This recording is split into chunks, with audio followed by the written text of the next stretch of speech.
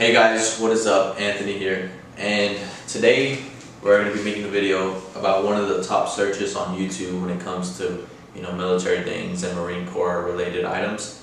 And that question is, what do Marines do after boot camp? So I went to boot camp in 2019. It is currently 2024. I get out this year, and boot camp was such a staple in my Marine Corps career that I can remember most things that I did in boot camp, if not all of it. That's how much of an impact it kind of had on my military career. So maybe you already know what you do at boot camp, the rigorous training, things like that, being away from family, finally becoming independent and earning the title of a Marine. What you do after boot camp is you start to go to your schooling, depending on what MOS you have. Everybody goes to MCT, Marine Combat Training, right after boot camp. And my Marine Combat Training was only like 3 weeks because it was during Christmas time. So they were really trying to expedite people going through the process of combat training. And then after Marine Combat Training, I went to Pensacola. That's for A school. If you're in the Air Wing, most people go to Pensacola for their A school. In Pensacola, they have different schoolings for air crew, for power line, airframes, CCHOP, ALSS, all kinds of different Air Wing MOSs go to Pensacola for their A school. And then depending on what platform you're working on, so I work on Harriers, other people work on C-130s, other people work on Ospreys, other people work on now F-35s, and they all go to a different place for their C school. So A school is your first school, and then C school is your second school. I'm not sure what MOSs might have, maybe a third school, and I'm not sure what that's called, but from my experience I only had A school and C school. And because I work on Harriers after Pensacola, I came here to North Carolina. And Harriers used to be stationed in North Carolina and Yuma, Arizona. But since they started decommissioning and Harriers are getting ready to discontinue, they stopped being stationed in Yuma, Arizona, and now they're only stationed here in North Carolina. So after C school, I had the option, or they gave me they tried to give me an option. They asked if I wanted to go to Yuma or if I wanted to go to North Carolina, but it was all up to the Marine Corps' needs. I asked to go to Yuma, Arizona, but they weren't accepting anybody because they were discontinuing the aircraft, or they were going to eventually. So depending on what your MOS is going to depend where you go and what you do after boot camp. So I know most grunts stay in Camp Pendleton, and that's where they train, if I'm not mistaken, or 29 Palms, or places like that.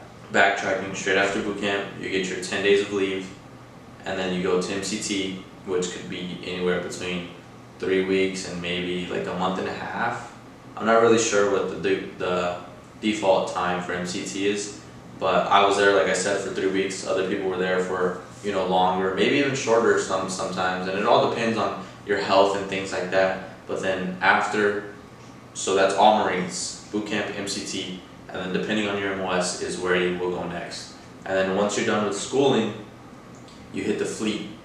What do they call it? The mystical fleet, because they say sometimes people never make it here, which is just kind of a running joke.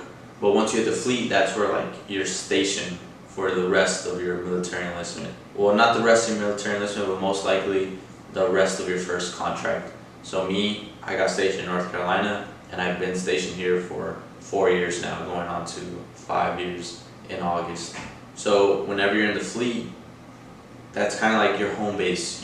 This is home to me, but that doesn't mean that I haven't traveled. I've been blessed to go to Norway, to Michigan, to Ohio, to California, to Wisconsin, to back to Florida. I've been able to go to many places, because just because I'm stationed here doesn't mean that we can't go to other places with the aircraft that I work on. And in other places they have different rules, so we're able to drop different types of bombs, or we're able to do different types of training, or we do joint training like we did in Norway. So just because I'm stationed here, I still had the opportunity to travel to a bunch of different places. And then besides, traveling for work, you get leave days and you're able to travel on your own time and things like that. But the fleet is basically your 9 to 5 for the rest of your enlistment. Sometimes hours change. Sometimes you're working 12 hours on, 12 hours off. I did that for about a month and a half, close to 2 months in Yuma, Arizona, working 12 hours on, 12 hours off, 6 p.m. to 6 a.m. So, you know, your crews could be different. You could work from 6 a.m. to 6 p.m. Normal hours are about 10-hour shifts from 6:30 to 4:30. But, you know, it's all subject to change depending on your commanding officer and things like that.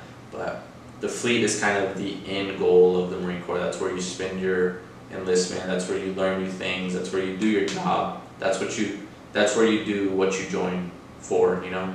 Yeah, this is gonna be a short video. That's just what you do after boot camp. It's you know, schooling, and then you hit the fleet. And then once you hit the fleet, you're in the fleet, and you have opportunities to travel to different places while you're in the fleet.